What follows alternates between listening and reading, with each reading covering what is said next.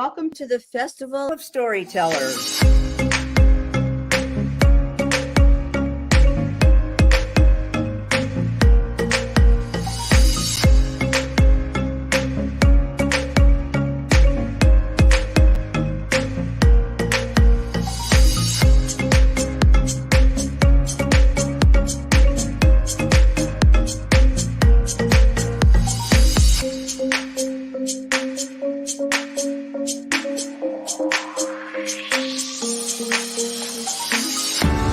I can't tell you how excited I am to be on right now. It's been a couple of weeks of excitement, getting prepared, and I've done a lot of things in my life, but this has got to be close to the top. Thank you, and Reader's Magnet, and thank you, John, for putting this forth and taking the chance on us authors in presenting this out to the world. I've enjoyed this immensely, Joanne. Ellie, so have I. Thank you for who you are, and thank you, Reader's Magnet. You all are beautiful, and you've worked so very hard, and we are blessed. We are. I thank everybody that's involved with this process, because we know writers need readers and writers need publishers. We thank Reader's Magnet and everybody that's involved. I love Reader's Magnet. They say, we share your stories with the world.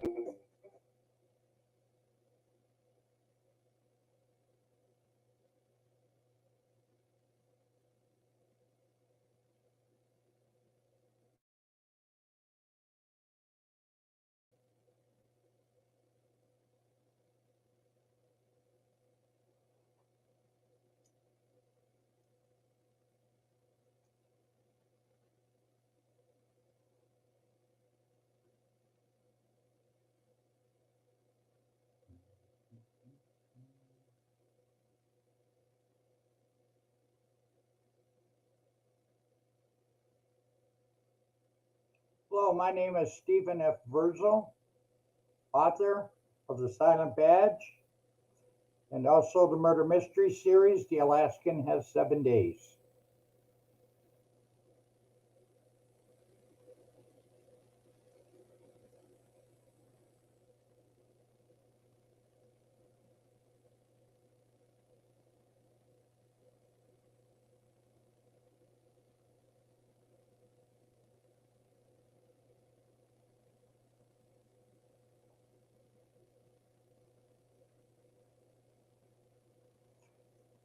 The Silent Badge was a book in the making.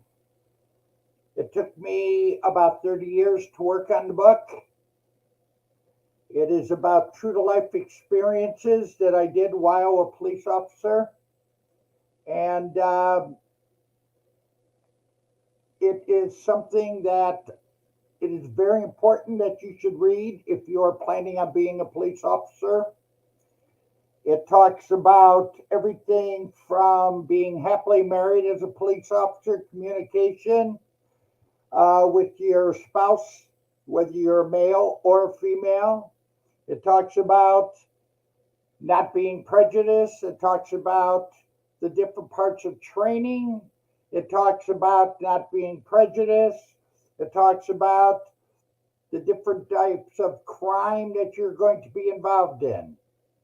And it's something that is very important you need to read prior to you getting into the police academy, so you know what you are going to get involved with prior to becoming a police officer. It is very important reading. Too many police officers quit when they become a police officer because they go, I have no idea what it was like to be a police officer. And they just quit the job.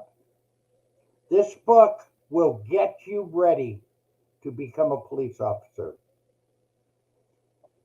Some of the crimes are old, but the crimes are still happening today. The prejudice is getting a lot worse,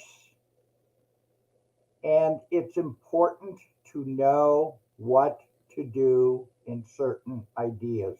The training is still the same. Whether it comes to traffic stops, whether it comes to domestic disturbances, whether it comes to suicides, you will be taught correctly. You just need to remember what to do to keep yourself safe, do your job correctly, and you will make a great police officer. You need to communicate with your wife, communicate with your husband, do your job, and then when it comes time to take your day off, take your day off. Don't worry about being a police officer on your day off, and you will do just fine. Communication with your family. That's the most important thing about being a police officer. Police officers have the highest divorce rate of any occupation. I talked to one gal who was married to a chief of police. She was husband number 8. 8. We have a party out here in Las Vegas once a year. Some wives have been married to their husband, their wife number 5, wife number 4, wife number 3. Police officers have a lot of stress. You've got to have a spouse that is willing to know how to communicate. The alcoholism rate is very high on police officers because they constantly talk about, I got a wife that won't talk to me. I have a wife that won't listen to me. I have a husband that won't listen to me. Communication is important when you're a police officer. Communication, very important. If you want to be a police officer, read the book. It will get you ready. It's a book that needs to be in colleges. It's a must-read book. It's very important to read this book. It will tell you everything you need to know, get you ready for the police academy. It will tell you everything you need to know about getting you on the street. So when you get on the street on your own, you won't have to say to yourself, wow, I didn't know what it was going to be like. You'll know what it's going to be like. You won't be one of those 5 or 6 guys in the academy that go, I quit. I didn't know this was going to be the way it was. You'll know because you've read the book. I put as many positions as I could in there.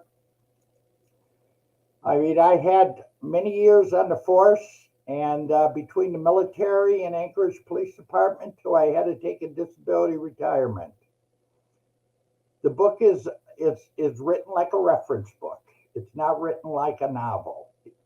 You can just thumb through it. It talks about the training. It talks about what you have to do to become a police officer.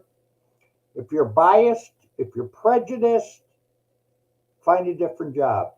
They will weed you out. There's over 800,000 police officers in the United States. The majority of them are wonderful guys. Be one of those wonderful guys. Leave your bias at home. Leave your prejudice at home. Be one of those great guys that save lives. One of the things I stress also is being good with your firearm. Get great with your firearm. Someday it may save your life or someone else's. This book is very important.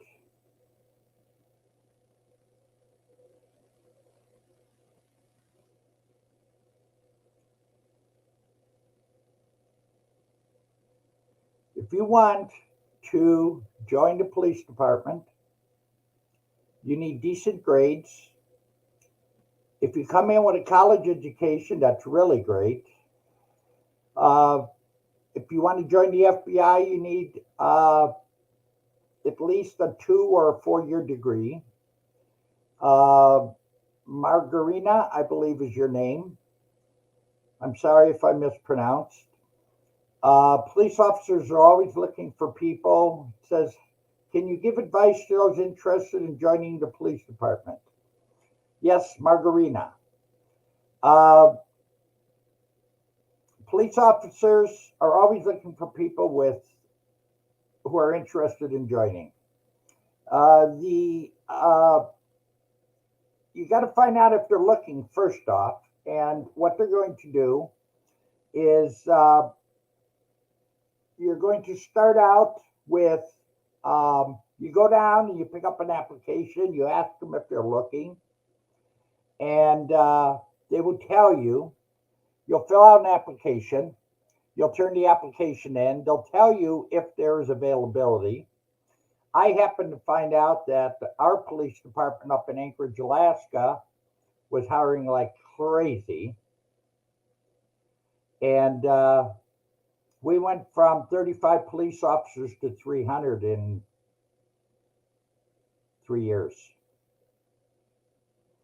And being a female, being a mixed race person, you've always got a one up on everybody else. That's great because they're always looking for minorities. So good luck to you.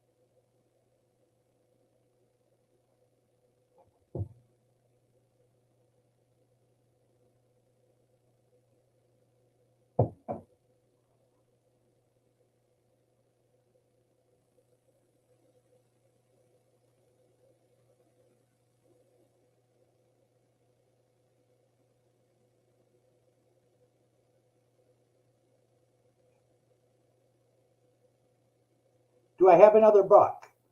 Are you talking about police work? I have started working on a murder mystery series, Sophie. I've only got one book about police work. I started a murder mystery series called The Alaskan Has 7 Days. And it's a murder mystery series about a gentleman who started up in Alaska, and he took a retirement because he was from a small department. So he moves to a department that you later find out is around Chicago. And then he's forced to take a retirement due to his old age. And that book is now done. And his name is Sam. And that book is now available on Amazon. And all of my books are going to end in a murder mystery series. I just finished my next manuscript, and it's going to be going to a publisher. And that one is called The Alaskan Takes a Dive. And that's a murder mystery that takes place down in Key West, Florida. And that's about two gals that go scuba diving and vanish. And then my two people, Sam and his partner Ed, go down there with their wife and girlfriend, and they try and find them. And now I'm working on a murder mystery up here in Las Vegas where I live. And then I got another one that I'm going to be working on a cruise boat to Hawaii. And then I got another one that I'm going to be working on out in New Mexico. I've got about 5 of them in my head before I give it up. So, yes. And all of them are going to end on, you're going to have to buy the next one to figure it out because they're all going to end on a cliffhanger. Thank you for asking.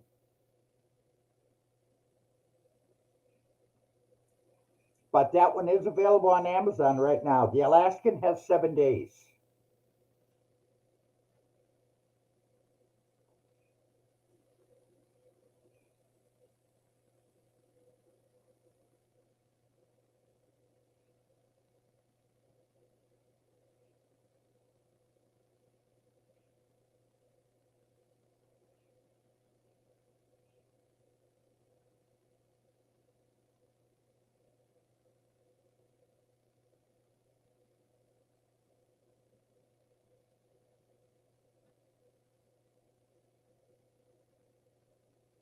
Well, thank you, Sophie.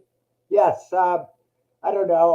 I suffer from headaches, and my doctor says he thinks it's probably because I have so many books in my head. And I've got about 5 books. I've got one where I'm going to kill one of my top buddies' wives. I've got one where I want to kill my wife. That's all a joke, by the way. And before my mother-in-law died, I was going to kill my wife in Philadelphia in one of my books. But being a retired police officer, I can't tell too many people that. My ex-wife, or my mother-in-law, wanted me to do that before she died.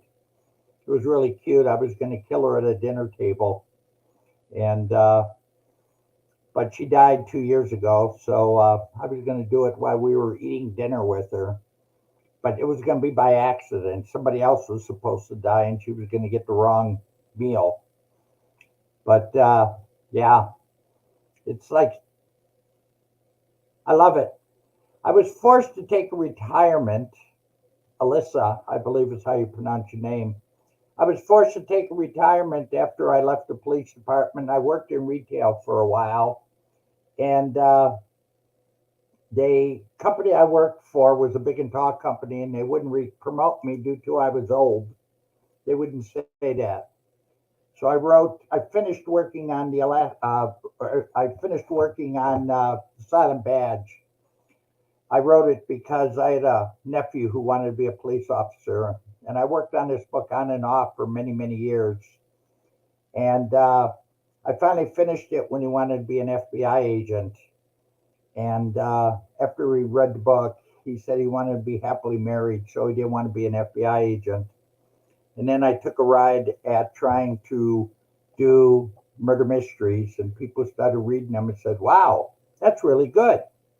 And then I continued writing them, and like I said, now I got the first one done, and then now the second manuscript is done, and now I'm working on the next one. And I've showed them my wife does my editing for me, so I guess I can't kill her in a book because then she wouldn't be able to edit my books. But people think I've got a flair for them. I never knew I did. I guess after I had to leave the police department, I guess I'm happy writing them. I really do. It's fun.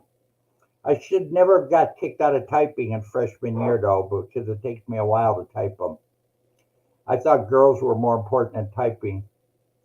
What inspires me to write stories, believe it or not, sometimes I will have a conversation with somebody that lasts 3 minutes and will give me an idea for a story.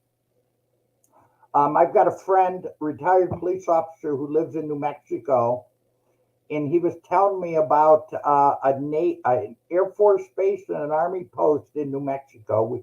We talked for 2 minutes, and they were talking about the government using laser beams down there to shoot down old World War II planes. I came up with an idea for a murder mystery. My mother-in-law was telling me about, why can't you write a murder mystery out here in Philadelphia at the old folks home? I talked to her for 2 minutes, and I came up with a murder mystery. And it just pops in my head. I don't know. I guess I had it in me and I didn't know it. It's really scary sometimes. I don't know. I can come up with 5 chapters in a matter of minutes. It's really scary. I didn't know I ever had the ideas to write stories in my earlier years. I mean, if I would have been able to stay a police officer, that would have been one thing, because that was the best job I ever had. So now I just sit home, I let the wife work 65 hours a week, and I just type up my 4 fingers and just keep working on books. I don't know, emotionally strong, Sophie, is really the right words. I mean, if you get an idea for a book, write it.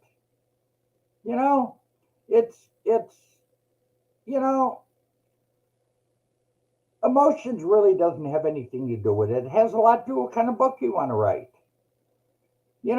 Write it and see what happens. Let a friend read it. I mean, I don't know how old you are, so I don't know if you have a husband, a boyfriend, a girlfriend, or whatever. Write the book and see what happens. The way I write my books is I start out with the chapters. Like the book I'm working on right now, which is up in the snow mountains of Las Vegas, I will write 6 chapter titles: one, two, three, four, five, six. And then I will turn around and write the words for each chapter. Try it that way. When I was talking to a friend about it, he goes, "Wow, that's really weird how you do that." Try it and see what happens.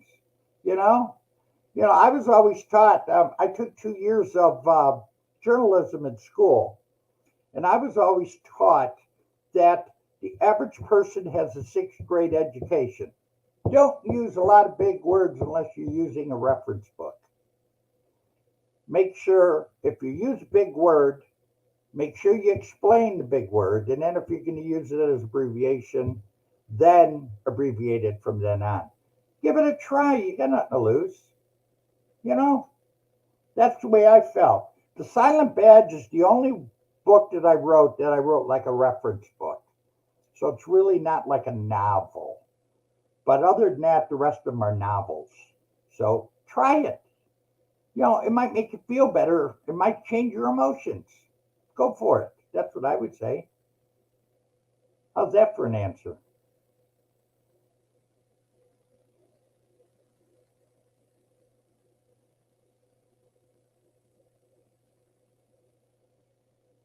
Yes? No?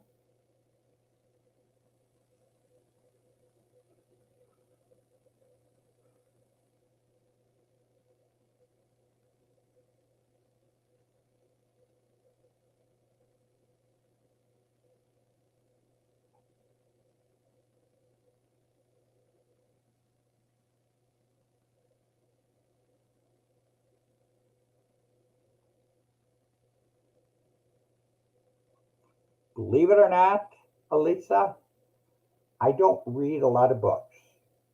I have a problem. My wife wants me to read murder mysteries, and I don't want anyone to ever say I plagiarized anyone. And plagiarism is stealing material. I do not want to put anything into my books that if anybody ever read something and says, "Hey, you stole this from me," or "You stole this from me." My wife reads murder mysteries, and I I used to read a lot of history books when I was young. I wanted to be a history teacher, and my parents wanted me to be a vet. And I was going to go to Notre Dame, and I used to read a lot. In fact, from eighth grade till sophomore year, I used to walk by I went to Catholic school and I used to walk by my library. I had read every history book from the Revolutionary War through the Second War that was in my library. I mean, that's why I wanted to be a history teacher. And I had read every one. What do I do when I'm not writing? Well, right now I am training one of my cop buddies' dogs. And I work in my backyard. And that's really about it. Um, you know, I play a little bit of video poker on for play money. You know, that's about it. I do all the cooking in the house. I do all the shopping in the house because my wife works a lot. But that's really about it. My wife works like 65 hours a week. So yesterday I went shopping. This year I'll be cooking for 10 people for Thanksgiving. I'll be doing all the cooking. All she does is sets up the table and works with the hors d'oeuvres. So, but I enjoy writing. I really do.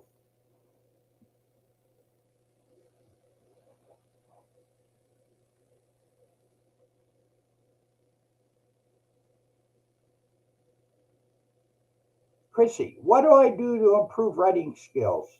I give it to my wife and she rips it apart.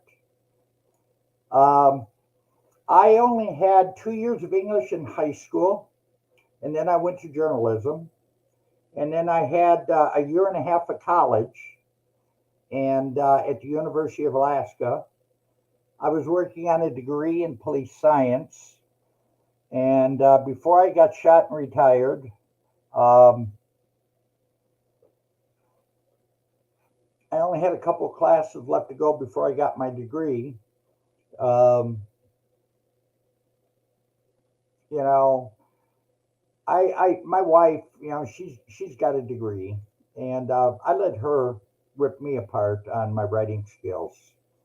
I like to use Microsoft Word. It always improves my writing skills.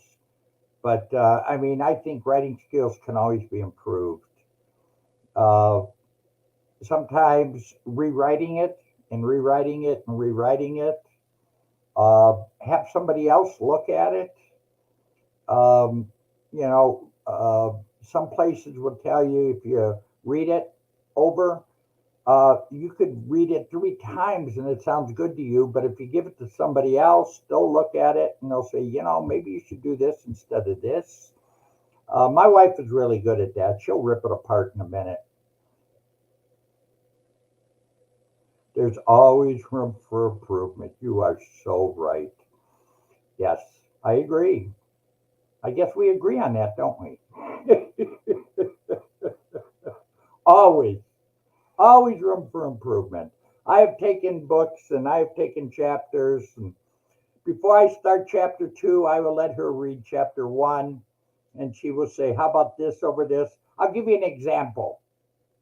If you're going to take a minute, I had an example for my one book where I gave a gentleman a peg leg in my book on the book that I've just finished my manuscript on, and for the book that I finished the manuscript, and we spent 4 days in Key West. I always go on site, and she goes, that's really bad to give him a peg leg. And I said, yeah, but he did the old R's and everything. Okay, so she's not there anymore. Okay. And, oh, yeah. Yeah, we help each other all the time. Yes. Yes. I do the writing, and then, like I said, it's really cool. We've only been married for 9 years, and 9 years in March. It's really cool. She's a keeper. It took me a while. She's a keeper. University of Delaware is where she came from. We met in Scottsdale, Arizona, and her job transferred her to Las Vegas, so we moved up here. Got a couple birds, couple dogs. It's really wonderful. And she hates going in the kitchen, so that's fine with me. She bought me a new set of pots and pans, a new set of knives, and everything works out just great.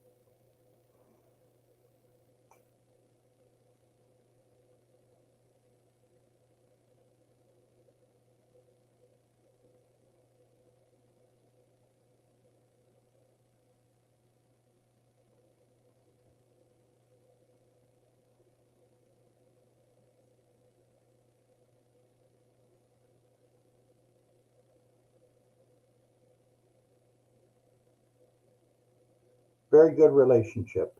Very good.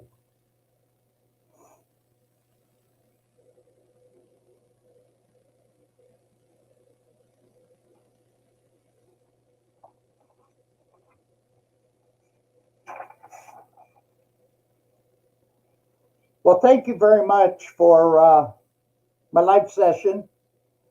And I will be back again tomorrow at 11:30 if anybody is going to be around. And I'll be here, as they say on television, same time, same channel. And if you have any questions, if you're going to be back tomorrow, I'd appreciate it. And we can talk again. And if you have any more questions on the Silent Badge or on any of my other books, I'll be more than happy to answer them for you. And thank you very much. Your questions were wonderful.